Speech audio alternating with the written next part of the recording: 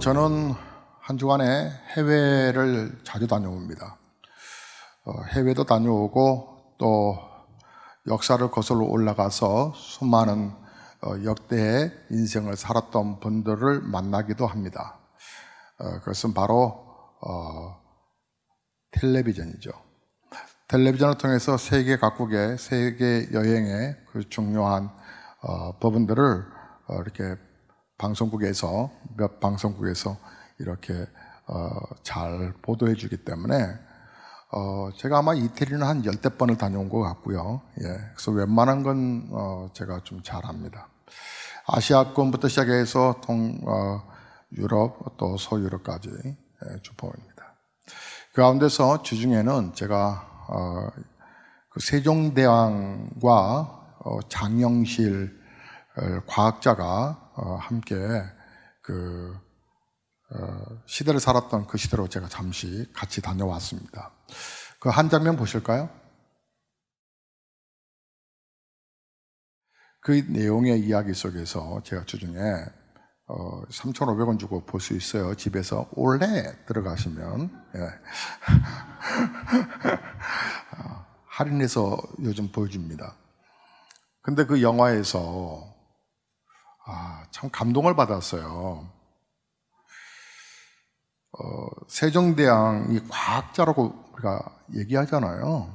한글 창시. 이것은 한글 창시는 지금도 전 세계 언어 가운데서 소리음을 그대로 표현할 수 있는 글자라고 하는 거예요. 말, 소리, 그리고 우리 언어가 어떤 소리든지 간에 글로 다 표현할 수 있다라고 하는 거죠. 그런가 하면 20년 지기로 평생을 함께했던 한 과학자가 있었으니 장영실이라고 하는 사람입니다. 이 사람은 노비였어요. 그러니까 저 부산의 동래 구포라고 하는 거기에 그 관청에 있는 노비였는데 유난히도 그 손솜씨가 있어요. 그래서 그의 재능을 알아보고 이제 상급기관까지 올라오게 되는데 노비의 신분과 왕의 신분이 이제 뛰어넘어서 나중에는 이렇게 이제 우정의 그 관계, 뭐 세종실록에는 그렇게까지 표현하지 않겠죠, 당연히. 근데 그 사람이 뭘 만들었냐면 해시계, 물시계 이렇게 만들었어요. 그 외에도 조선시대 때 아직도 우리나라는 뭐 농경사회 문화를 거부할 수 없잖아요. 경제가 다 농경사회인데 농경적인 법원 앞에서 이 명나라에서 가져온 시계, 이 시간하고 우리하고 너무 안 맞죠? 당연히 안 맞죠. 거기에서 농사를 짓는 데에 필요한 이 시간과 절기에 관한 부분들이 잘 안 맞다 보니까 가뜩이나 흉년인데 더 힘들단 말이에요. 그러던 차에 이제 세종대왕이 이걸 안타까워하다가 우연히 이제 중국의 그런 해식에 관한 이런 부분들을 이제 자료를 얻게 되고 이것을 장영실이 다 풀어가는 거예요. 풀어가서 나중에는 이제 별자리까지 이제 연구하게 되죠. 별자리를 보면서 이제 기후 변화 이런 일기 이런 것까지도 이제 하게 되는 정말 최첨단 과학의 집대성이라 할 수 있어요. 그런데 이제 그 세종대왕이 이렇게 어디를 행선지, 그러니까 눈이 안 좋아서 이천에 이렇게 온천에 자주 목욕을 갔다고 그래요. 그러다 보면 지금처럼 뭐 차로 쉥 가는 것도 아니고 마차가 가야 되고 또 뭐 다 얼마나 많은 또 신하들이 동원합니까? 근데 이제 그때에 이렇게 왕을 어깨에 메고 가는 게 아니라 이 인노라고 해서 왕이 타는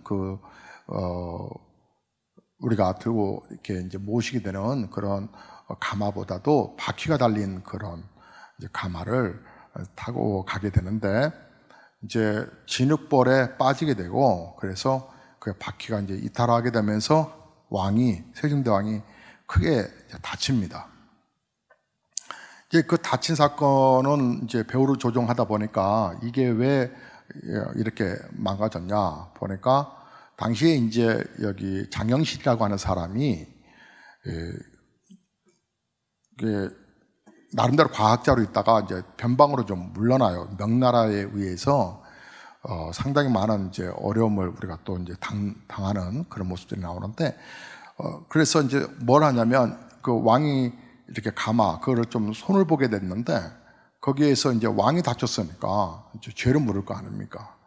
그래서 한 80대를 맞고서 그 이후에 세종실록에서 그 사람의 이름이 이제 사라져요. 그 이후에 어떻게 됐을까라고 하는 부분은 이제 미스테리로 남는데, 그 영화에는 세종과 함께 그 이후에 그 사람이 이제 그런 관장을 맡고 이렇게 사라진 이후에 2년 후에 1446년이죠. 그때 훈민정음 한글이 딱 선포가 됩니다.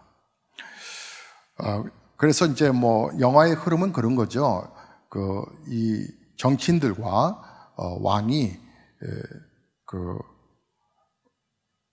아버지, 그러니까 할아버지가 아버지는 이방원이고 세종대왕이 할아버지가 그냥 조선을 열었잖아요. 그러니까 칼로 열었으니까 그 검은 이렇게 왕이 입는 도복이, 그 옷을 그 세종대왕이 그 옷을 다 갈아입습니다. 노란색 왕이 입는 그 옷이 아니라 검은색으로 그 할아버지, 그 아버지가 입었던, 그리고 수많은 칼부림을 했던 그 옷을 다 입죠.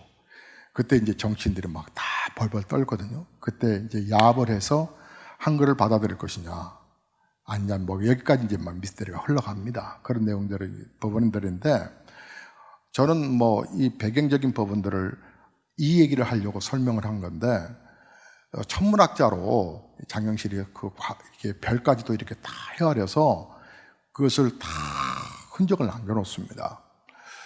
천문학자로서 어쩜 그렇게 노비 출신이, 어쩜 그렇게, 그러니까 세종대왕과 너무 호흡을 잘 맞은 거예요. 20년 지기였으니까. 근데 그의 말년이 그렇게 해서 이제 사라지는데, 그가 한 대사가 이렇습니다. 저 큰 별은 북극성입니다. 바로 왕이십니다. 그러자 한석규가 말합니다. 무슨 소리냐고. 명나라라고. 아닙니다. 우리에게는 왕이 제일 큰 별입니다. 그러자 한석규가 이렇게 말하죠. 하나의 별을 또 이렇게 딱 찍으면서 같이 이제 하늘을 쳐다보다가, 아니, 너 별도 있어야지. 이 별은 바로 너의 별이야. 그 내용이 나옵니다. 역사 속에 진짜 물론 뭐 여기에 대한 여러 시나리오를 가감했겠지만 흔적은 남아있잖아요. 한글이 남아있고 장영실이 만든 그 흔적들 또한 여러 박물관에 남아있잖아요. 당대를 그렇게 신분을 뛰어넘어서 섬겼던 사람들이 그 다음 후손에 아름답게 이렇게 회자되듯이, 여러분, 신앙적인 법은 왜 우리가 하나님 믿기가 버겁냐면 추상적으로 보여지기 때문에 그래요. 그래서 그 추상적인 하나님이 피부로 안 와닿는 거죠. 안 왔는 것 때문에 우리가 신앙생활을 하다가 시험 들기도 하고, 교회, 모르겠어, 난. 이렇게 회의주의가 들기도 하고, 그리고 지나친 봉사적인 부분이 꼭 관심도 갖기도 하고, 그런단 말이에요. 근데, 더군다나 이제 거기에다가 더 부담스럽게 순종하라, 이런 말들이 이렇게 막 반복되면, 정말 힘들죠. 신앙생활 하기 너무 힘들죠. 근데 제가, 여러분이 힘든 거, 목사도 힘들다고 그랬죠. 여러분이 버거워하는 걸 알면서도 선포해야 되는 목사는 더 힘들다고요. 자, 성경에서 왜 여러분이 부담스러워하면서도 불구하고 목사는 왜 전해야 될까? 이것이 우리가 세계 민족에 뛰어난 인물이 될 것이다. 여러분이 잘 아신 대로 굳이 많은 사람들의 이름을 열거하지 않더라도, 여러분, 외국에, 그러니까 그 세계의 경제권이나 금융계나 문화권이나 이런 부분들을 다 지배하고 있는 이들이 유태인들이라고 말을 하잖아요. 이스라엘의 여러분 그 땅덩어리는 우리나라 강원도 땅덩어리밖에 되지 않지만 사람들이 그렇게 땅이 작다고 할까요? 안 그래요. 그 뒤에는 미국의 그림을 펼쳐놔요. 그러니까 미국 속에 이스라엘이 있는 거예요. 이스라엘의 요만한 땅덩어리가 미국 안에 이렇게 펼쳐져 있는 거죠. 그래서 이스라엘은 중동 국가 가운데서도 아주 강력하게 살아남고 있잖아요. 그들은 여호와의 하나님의 말씀을 너무 소중하게 여겨요. 저는요, 여러분을 버겁게 하고 싶은 생각 추구도 없어요. 그런데 하나님의 말씀에 오늘 본문의 말씀에는 15절까지 이어져가는 메시지인데 이 말씀을 보면 우리에게 말씀하시는 것이 얼마나 강조해서 야, 좀 순종 좀 해봐.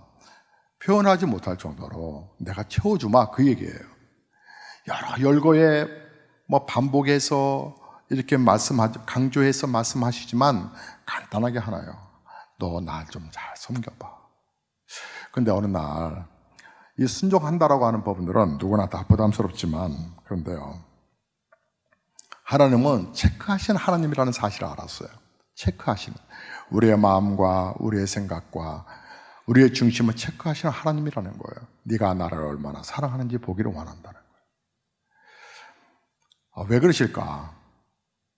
하나님은 우리와 인격적인 관계를 맺기를 원하세요. 그것이 바로 사랑이에요. 믿음의 사랑이에요. 요한복음 3장 16절은 신구약 성경에서 우리 하나님의 마음을 가장 잘 표현하고 있는 내용이에요.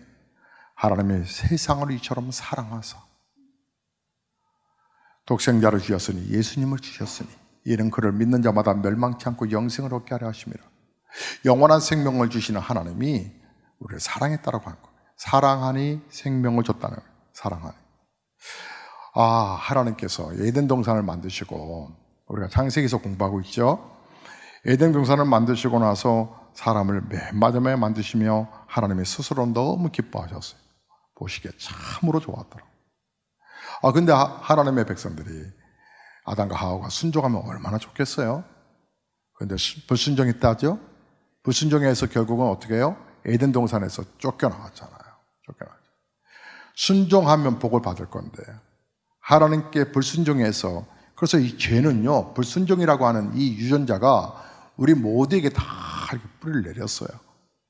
예. 그래서 기도 안 하는 게 편하고요, 예배 생활 안 하는 게 편하고요, 11조 안 하는 것도 쓸 때가 더 쓸 때가 있다는 생각 때문에 그게 아까운 거고요. 그렇게 돼버려요. 죄는 절대 순종하지 못하게 해요. 하나님은 우리에게 순종을 요구할 것은 죄가 없음을, 너는 하나님의 백성인 것을 가르쳐 주시기 위함이라고 하는 것을 아브라함을 통해서 볼 수 있어요. 아브라함을 하나님께서 얼마나 복을 주셨어요. 그 태어난 그 아들 말이에요. 그 아들을 하나님께서는 어느 날 바치래요. 참, 이럴 때 보면 좀 황당하죠. 아니, 도대체, 제물로 그냥, 야, 너 주의 종의 길로 가게 해. 목사 만들어. 이게 아니고, 제물로 삼아 죽이라는 거예요. 여러분, 어떻게 그럴 수 있어요? 정말. 그런데 하나님은 끝까지 보시네요. 칼 들고 이렇게 내리실 때까지. 뭐라고 말씀하세요? 이제야 네가 나를 사랑하는 줄 알겠다라고 그러잖아요. 사랑. 하나님은 순종이라고 하는 부분이 식어버린 나의 사랑, 그걸 원하셨던 거구나라고 하는 거예요. 사랑하면 아낌없죠? 여러분, 제가 우리 성도 가운데서 그 얘기 하셔서 제가 한참 웃은 적이 있었어요. 자기가 어느 음식을 너무 좋아하는데 그 음식을 냉장고에 이제 드시고 일부를 넣어놨대요. 근데 애들이 먹을까봐 한쪽에 기특이다 이렇게 숨겨놨대요. 그 얘기를 하는데 너무 웃겼어요. 그럴 뿐이 아닌데 이 음식은 너무 맛있어갖고. 근데 이제 그렇겠죠. 애들은 입맛하고 안 맞으니까 남편이 먹을까봐. 그랬을지는 모르겠으나 자주간 그것은 밑은 얘기고, 사랑하는 자녀들에게 아껴올 게 있을까요? 예? 다 헌신하죠. 하나님이 우리가 인격적으로 하나님 섬기기를 원하세요. 그래서요, 때로는 체크할 때가 많아요. 여러분, 우리가 성경 말씀을 소중하게 여기는 거, 이보다 더 가치 있는 일이 어디 있을까요? 좀 전에 유태인들 얘기했죠. 유태인들 경제, 또 문화계, 스포츠, 여러 전반적인 법원 앞에서 세계를 딱 잡고 있는 거, 그들은 하나님의 말씀을 지금도 소중히 여기더라. 정말 그러던데요? 그 조그만 아이도 성경을 토라라고 하는 하나님의 말씀을 그렇게 읽어가더라고요. 반복적으로 계속 꼭 주술 외우듯이 말해요. 그냥 그렇게 성경 말씀을 가치 있게 소중하게 보더라고요. 이 말씀에 막 살아있다라고 믿는 거예요. 여러분, 하나님이 책임져 준다는 거. 그래서 말씀 한번 순종해 보렴. 정말 너가 나를 사랑하면 내가 원하는 대로 좀 한번 해봐. 말씀 좀 읽어봐. 말씀 읽고 묵상해봐. 어느 성도님이 그랬대잖아요. 하나님이 정말 내가 내 형편 뻔히 알면서도 어떻게 이것을 11조로 원하시는가. 그러나 말라기서에 말씀하시니까 그래, 내가 하나님의 백성이야, 눈 딱 감고 하자 하고 11조를 드렸더니 11조의 헌금 드리는 행복을 알게 됐다라고 말하잖아요. 10의 2조를 그래서 드리면 어떻게 될까? 하나님이 더 크게 나를 복을 쌓지 아니하는가 보라. 성경에 말씀하셨으니까. 그래서 그렇게 믿어지기 시작했다라고 고백하잖아요. 하나님께서 주시는 말씀이 때로는 부담스럽지만 하나님이 내가 인격적으로 하나님을 섬기는지 아니하신지를 체크해 보는 거예요. 거룩한 주의를 우리가 52주 동안 지켜본다라고 하는 것도 하나님이 하나님 되심을 인정하고 하나님 앞에 나오는 거죠. 여러분, 그 어떤 VIP 만나는 것보다 소중하다는 거예요. 제가 우리 아이들하고 오바마 대통령 이제 임명돼서 당선돼서 임명식 하잖아요. 임명식 하고 그가 이제 취임사를 낭독하는 약 17분 정도 되는 그 낭독의 글이 있어요. 그걸 몇몇 아이들에게 나눠줬어요. 그리고 영어로 한번 외워보자고 이제 이렇게 제가 단어도 한번 신경 써서 그래서 제가 그 목사의 그 유튜브에서 그 소리를 들으면서 가슴이 막 울컥했어요. 미국은 여러 종교가 합산됐잖아요. 여러 종교가 합산됐을 뿐만 아니라 또 여러 민족이잖아요, 당연히. 그런 하나의 가치관을 간다는 거예요. 하나의 가치관. 거룩한 선의의 목적으로. 우리나라가 존재될 이유와 목적을 향해서. 그렇다고 해서 뭐 타협하냐, 타협은 할 수 없다라고 하는 부분. 부시 이후에 당선됐기 때문에 9.11 테러 사건 그 이후에 있었던 사건이어서 아마 그런 부분도 섞여져 있었겠지만 어쨌든 오바마의 그 연설문 속에서 비전을 제시하는 그 비전은 성경과 비교할 수 있을까요? 비교할 수 없죠. 성경은 우리에게 인생의 삶의 영혼의 우리의 삶이 어떻게 살아야 될지 여러분 육신만 잘 보존하는 것이 아니라 영혼이 중요하잖아요. 영혼이 잘 되어야 범사에 잘 되는 거니까 그 내 영혼을 만드신 하나님 앞에 우리가 초점을 맞춰야 되는데 하나님 사랑하는 액션이 필요하다는 거예요. 그게 바로 예배라는 거죠. 또한 11조 부분에 여러분 승리의 기쁨 맛보셨어요? 여러분 하셔야 돼요. 정말. 여러분 부담스러운 목사도 부담스럽다고 그랬어요. 그런데 선포하는 이유는 이것이 복이 되기 때문에 그래요. 해보세요. 정말 그래요. 꼭 해야 할 부분이에요. 그러면서 여러분 기도를 하루에 새벽 기도하는 성도, 저는 우리 교회가 예배당을 24시간 열어놨잖아요. 그래서 우리 등록된 신자뿐만 아니라 등록되지 않은 신자들도 오셔서 기도를 하고 가시고 저하고 이제 자주 마주치다 보니까 서로 인사도 나누게 되고요. 어떤 분은 제가 부목사로 있는 줄 알고 있다가 담임 목사님께 안부 좀 전해주세요. 그러면 네 감사합니다 하고 지나가죠. 근데 남성이나 여성이나 정말 기도하는 분들 많이들 오셔서 기도하고 계세요. 그래서 감사해요. 근데 우리가 새벽을 깨워 기도하자라고 하는 거 우리를 부담스럽게 하려는 게 아니에요. 네가 나를 사랑하는 하루를 시작해보렴이라고 하는 부분이에요. 성경에 나와 있는 여러 복에 관한 부분들이 쭉 얘기하다가 갑자기 여러분 성경에 마치 반전이 일어나요. 어떤 반전이 일어났냐면 15절부터인데요. 이렇게 표현되고 있어요. 내가 만일 내 하나님 여호와의 말씀을 순종하지 아니하여 내가 오늘 내게 명령하는 그 모든 명령과 규례를 지켜 행하지 아니하면 이 모든 저주가 내게 임하여 내게 이럴 것이니 내가 성읍에서도 저주를 받고 들에서도 저주를 받을 것이며 하면서 그 앞에 2, 3절에서 반복했던 내용적인 부분들이 다시 반복해서 저주 이 저주가 19절에는 내가 들어와도 저주 나가도 저주. 여러분 복 있는 사람이세요? 아니면 저주를 뿌리는 자들이세요? 어떠세요? 오늘 아침에 눈이 내렸어요. 그죠? 나무나 이렇게 동산 이렇게 보니까, 이렇게 눈이 이렇게 소담하게, 뭐 쌓이지는 않아.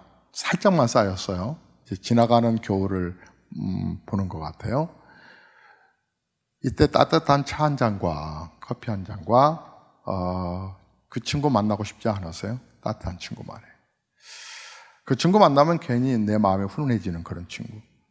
혹시 없으세요? 아니면 여러분이 다른 이들에게 그렇게 생각나는 사람이었으면 참 좋겠는데, 저 사람을 만나면 참 행복을 함께 나눌 수 있고, 그러나 저 사람 만나면 막 스트레스 받는, 어떤 모임이든 어떤 사람 딱 들어오면 좋아 그러는데, 어떤 사람 들어온다 그러면 참 부담스러운 사람이 있을 수 있단 말이에요. 여러분이 들어가도 복을 받고 나가도 복을 받는 사람인지, 여러분이 가는 곳마다 참 부담스러운 사람인지 한번 체크해 보세요. 저는요, 우리 보배로운 예수교회 우리 사랑하는 성도님들의 삶이 하나님께 받은 그 사랑 때문에 그 사랑이 막 넘치는 거 있잖아요. 어느 왕이요, 그렇게 신하에게 깨어진 독인데 여기에 물들을 좀 부으시오. 그래서 새 동이를 갖다 놨대요. 새 항아리를 갖다 놓고 물을 가득 채우라고. 근데 한 30여 명의 신하들이 있었는데, 그곳에서 신하들이 이거 무슨 말이야, 깨어졌다면서. 깨진 독에 왜 물을 부어야 돼? 왕도 참 희한하시네. 그런데 몇 명이 물을 붓기 시작하더래요. 당연히 부어보니 새버리죠. 그러기를 한 몇 시간 지나니까 한 사람 한 사람 떨어져 나가고 한 사람만 남더래요. 그 한 사람은 우직하게 계속 붓대. 지칠만 한데도 중단하지 않고 물을 갖다가 계속 하다가 실수로 이제 그 항아리를 엎어져서 힘이 빠져가지고 깨져버리는 거예요. 얼마나 황송하겠어요. 근데 그 깨진 법은 앞에 금이 하나 있더래요. 왕이 잠시 후에 나타나서, 이제 소설 이야기이긴 하지만 주는 시사 의미 알겠죠?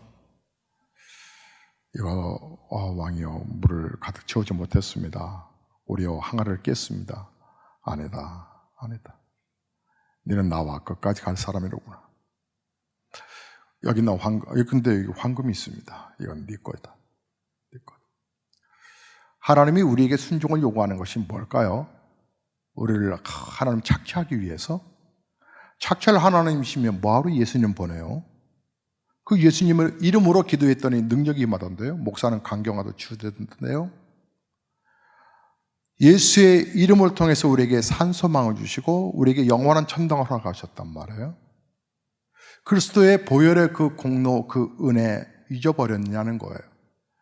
하나님께서 우리에게 절기를 지키라라고 말씀하신 이유는 그때를 기억하라는 거 아니겠어요? 하나님께서 우리에게 순종하라, 이 말씀은 뭘까요? 우리에게 은혜를 잊지 말라는 거 아니겠어요? 말씀하셨어요. 내가 책임진나 안 짓나 한번 보라는 거예요. 여러분이 정말 인생에 쉬운 길을 가기를 원하세요? 아니, 쉽다는 것보다도 평안한 삶을 살기를 원하세요? 우리나라에서는 오복이라고 말을 해요. 신체 몸에서 오복 말고 인생 살면서 오복이 있다는 거예요. 그게 뭐예요? 장수의 복이잖아요. 그리고 집안의 평안한 복을, 또 자기가 명예가 올라가는 복이 있고 등등 해서, 그리고 이제 자기가 다섯 번째는 이제 자기가 평안하게 죽는 거, 이게 복이다 이렇게 말을 해요. 그건 이제 현세적인 거고, 우리에게 진짜 복은 뭘까요? 여러분, 믿음, 소망, 사랑, 그 중에 제일은 사랑이라고 말씀하실 때에 왜 사랑을 얘기하겠어요? 이 사랑만이 천국까지 가는 것이기 때문에 그래요. 아니, 천국에서만 있는 게 바로 사랑이기 때문에 그래요. 믿음은 이 땅에서 필요한 거예요. 소망도, 천국에 대한 소망도 이 땅에서 필요한 거예요. 그러나 천당 가면 사랑으로 함께 은혜를 나눈 것밖에 남지 않아요. 그래서 사랑이라는, 이 땅에서도 하나님께서 우리에게 사랑이라고 하는 법을 표현하기 위하게 하셔서 하나님께서는 우리들에게 바로 거룩한 순종이라고 하는 단어를 던지신 거예요. 그 순종이 참 버거워요. 어떻게 우리가 52주를 꼬박 지킬 수 있어요? 대속 안에 여러 가지 집안일도 있고 환경도 있는데, 어느 성도님이 저에게, 신앙이 연약한 성도니까 그러셨겠죠? 그 성도가 저한테 그랬었어요.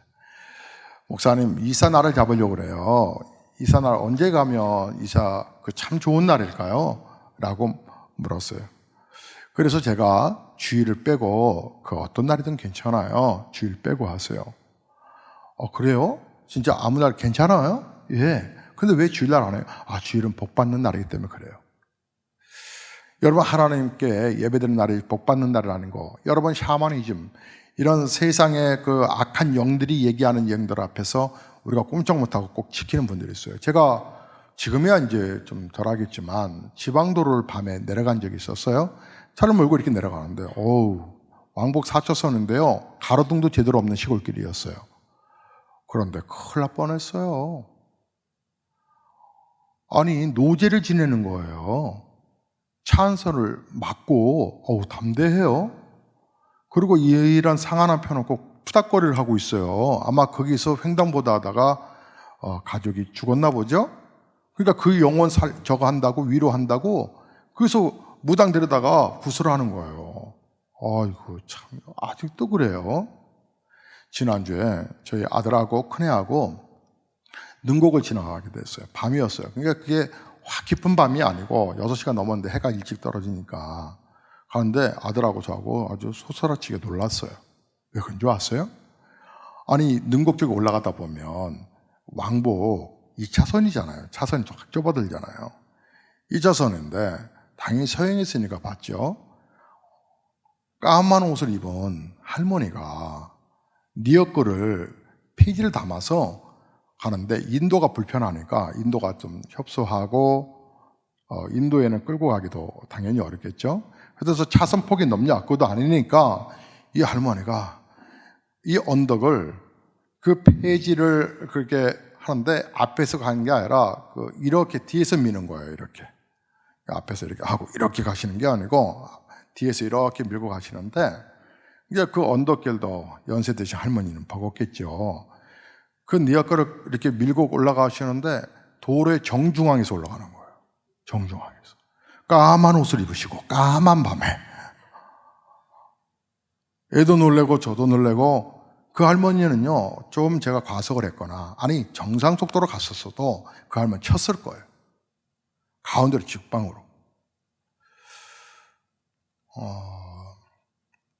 그래서 이제 빨리 비상등을 켜고 뒤따라오는 차들이 또 위험을 알려줘야 될 것 같아서 또 할머니가 어느 정도 올라갈 때까지 계속 그냥 멈춰 있었어요. 인생은 참 내일 길을 알지 못하겠어요. 진짜. 사람들이 샤머니즘에 빠진 또 뭐 악한 영에 시달린 사람 거기에 딱 접붙임 받은 사람들을 뭔가 봤다고 해서 사람들이 얼마나 쫓아다니는지는 모르겠어요. 여러분 속지 마세요. 세상에 속지도 마시고 다만 하나님의 말씀에 집중하는데 하나님은 이런 얘기예요. 날 좀 사랑해봐. 사랑하면 아낌없이 자식이 부모 간 이식 수술해야 한다 그러면 아무리 못된 자식도 뛰어들잖아요. 아무리 못된 자녀라도 내 부모 살리겠다 그러잖아요. 사랑하기 때문에. 하나님이 우리에게 부담스러운 거 얘기하시는 게 아니에요. 네가 나를 사랑해야 내가 너에게 복을 내리지. 오병이의 역사는 순종에서 시작됐어요. 여러분 홍해바다도 모세의 순종에서 홍해바다가 갈라졌어요. 여리고성도 여러분 여호수아의 거룩한 순종으로 그 난공불락의 벽이 무너졌어요. 오늘 하나님께서 우리에게 요구하시는 것은 네가 나를 좀 사랑했으면 좋겠어. 내가 너를 사랑한 것처럼. 그래서 하나님께서는 인격적으로 대화하자는 거예요. 예배를 통해서, 기도를 통해서, 너의 삶의 모습을 통해서. 자, 잃어버린 신앙과 믿음 다시 회복해야 되지 않겠어요? 우리 주님 앞에 우리 주님이 지금 빨리 나오라고 말씀하세요. 십자가의 보혈 안에서. 그래서 다시 회복되어서 여러분의 삶이 주님 앞에. 설교 서두에 장영실에 관한 이야기를 한 것은 신분이 어떻게 노비에서 왕과 20여 년을 정 5품까지 올라갑니다. 정 3까지도 올라가던가요? 그 사람이 그렇게까지 올라갈 수 있었던 거. 신분을 뛰어넘는 이 목적 때문에 왕의 눈에 들었기 때문 아니겠어요? 우리의 삶이 어떻게든 간에 하나님과 동행하는, 하나님과 함께하는, 하나님과 함께 시작해서 하나님과 함께 하루를 마치는 여러분의 영혼, 여러분의 그 영혼을 하나님이 보기를 원하세요. 사람의 몸만 잘 가꾸지 마시고 여러분의 영혼도 잘 가꾸셔서 배로배로 복을 누리시기를 주의 이름으로 축복합니다.